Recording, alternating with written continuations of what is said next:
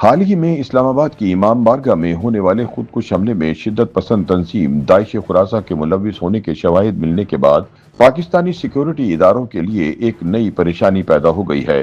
وجہ یہ ہے کہ ابھی تک پاکستان میں دہشت گرد کارروائیوں کی ذمہ داری تحریک طالبان قبول کرتی رہی ہے، لیکن اب داعش بھی اپنا حصہ ڈالتے ہوئے اسلام آباد تک پہنچ گئی ہے۔ یہ صورتحال اس لیے بھی تشویشناک ہے کہ داعش اور تحریک طالبان نظریاتی طور پر ایک دوسرے کی مخالف ہیں، لیکن دونوں پاکستان مخالف کارروائیوں میں مصروف ہیں۔ سیکیورٹی ذرائع کے مطابق اسلام آباد کی امام بارگاہ میں خود کو اڑانے والے خودکش حملہ آور کا تعلق خیبر پختونخوا سے تھا اور وہ ماضی میں 5 مرتبہ افغانستان جا کر تربیت حاصل کر چکا تھا۔ ابتدائی تحقیقات میں یہ بھی پتہ چلا کہ حملہ آور کی والدہ اسلام آباد کے ایک پوش علاقے میں مقیم تھی اور وہ اپنے بیٹے سے مسلسل رابطے میں تھی۔ اس پہلو نے تفتیش کاروں کو یہ سوچنے پر مجبور کیا کہ شدت پسند نیٹ ورک اب شہری آبادیوں میں زیادہ گہرائی تک سرائیت کر چکے ہیں۔ حملے کے بعد قانون نافذ کرنے والے اداروں نے مبینہ ہینڈلرز کو گرفتار کرنے کا دعویٰ کیا ہے، جس سے یہ تاثر مضبوط ہوتا ہے کہ اسلام آباد میں اس کا ایک منظم نیٹ ورک موجود تھا۔ اہم سوال یہ ہے کہ خودکش بمبار وفاقی دارالحکومت میں کیسے داخل ہوا اور ایک حساس مذہبی مقام تک اس کی رسائی کیسے ممکن ہوئی۔ اسے انٹیلیجنس اداروں کی ناکامی کہنا بھیجا نہ ہوگا۔ یاد رہے کہ تحریک طالبان پاکستان اور داعش خراساں بظاہر ایک جیسے نظریات رکھتے ہوئے بھی دو الگ اور باہم متصادم تنظیمیں ہیں۔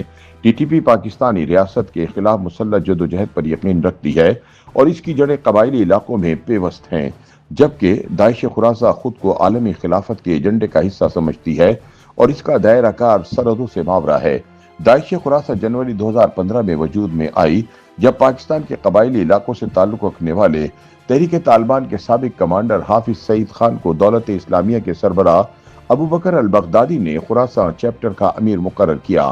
سیکورٹی ماہرین کے مطابق اس تنظیم میں بڑی تعداد ان عسکریت پسندوں کی تھی جو یا تو ٹی ٹی پی سے اختلاف کے باعث الگ ہوئے یا افغانستان میں طاقت کے توازن میں تبدیلی کے بعد نئی پناہ گاہیں تلاش کر رہے تھے۔ دونوں تنظیموں کے درمیان افغانستان میں جھڑپیں بھی ہوتی رہیں، خاص طور پر طالبان حکومت کے قیام کے بعد داعش نے افغان طالبان کو مرتد قرار دیتے ہوئے ان پر حملے کیے۔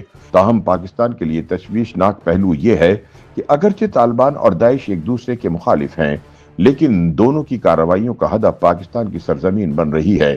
ایک جانب ٹی ٹی پی نے جنگ بندی ختم کرنے کے بعد سیکورٹی فورسز پر حملوں میں اضافہ کیا تو دوسری جانب داعش نے فرقہ وارانہ حملوں کی رفتار تیز کر دی۔ بین الاقوامی تحقیقاتی اداروں کی سابقہ رپورٹس کے مطابق 2015 کے دوران افغانستان میں داعش خراساں کے 8,000 جبکہ پاکستان میں 2,000 جنگجو موجود تھے۔ اگرچہ اس تعداد میں وقتاً فوقتاً کبھی بیشی ہوتی رہی، مگر حالیہ برسوں میں افغانستان کی بدلتی صورتحال، سرحدی نگرانی کے چیلنجز اور کالعدم تنظیموں کی اثر نو تنظیم سازی نے خطرات میں اضافہ کیا ہے۔ سیکورٹی ماہرین کا کہنا ہے کہ داعش خراساں کی حکمت عملی فرقہ وارانہ حملوں کے ذریعے خوف اور عدم استحکام پھیلانا ہے۔ شیعہ کمیونٹی، مذہبی اقلیتیں اور سیکورٹی اہلکار اس کے بنیادی اہداف میں شامل رہے ہیں۔ اسلام آباد کی امام بارگاہ پر حالیہ خودکش حملہ اس بات کا اشارہ ہے کہ تنظیم محض سرحدی یا قبائلی علاقوں تک محدود نہیں رہی، بلکہ شہری مراکز کو بھی نشانہ بنانے کی صلاحیت رکھتی ہے۔ ملک میں انتہا پسندی کے خلاف بیانیاں، قانونی اقدامات اور انٹیلیجنس آپریشنز کے باوجود شدت پسند تنظیموں کی موجودگی اس بات کا تقاضا کرتی ہے کہ ریاستی حکمت عملی کا اثر نو جائزہ لیا جائے۔ مبصرین یہ سوال بھی اٹھاتے ہیں کہ آیا پاکستانی ریاست بعض انتہا پسند گروہوں کے خلاف سخت اور بعض کے خلاف نرم رویہ اختیار کر کے ایک غیر واضح پیغام تو نہیں دے رہی؟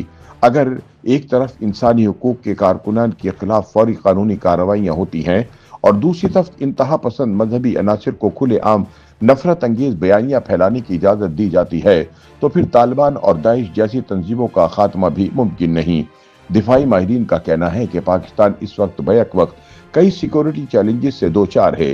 ایک طرف تحریک طالبان پاکستان کے حملوں میں اضافہ، دوسری جانب داعش کی وفاقی دارالحکومت اسلام آباد میں دہشت گردی کی کارروائیاں نہ صرف داخلی سلامتی بلکہ علاقائی استحکام کے لیے بھی خطرہ ہے۔ تجزیہ کاروں کا اتفاق ہے کہ اگر بر وقت اور جامع حکمت عملی نہ اپنائی گئی تو مذہبی انتہا پسندی کی آگ ایک بار پھر شدت اختیار کر سکتی ہے۔ بسنت کی ادھوری خوشیاں اس بات کی یاد دہانی ہے کہ جب تک سیکورٹی، انصاف اور یکساں قانون کی حکمرانی یقینی نہیں بنائی جاتی، جشن اور خوف ایک ساتھ چلتے رہیں گے۔ YouTube पर गूगली न्यूज देखने के लिए youtube.com की सर्च बार में गूगली न्यूज टीवी टाइप करें। गूगली न्यूज के पेज पर सुर्ख रंग के सब्सक्रिप्शन वाले बटन पर क्लिक करना ना भूलिए। YouTube पेज पर अपलोड होने वाली वीडियो से बाखबर रहने के लिए बेल आइकन पर क्लिक कीजिए। आपको हर नई वीडियो के बारे में नोटिफिकेशन मौसूल हो जाएगा।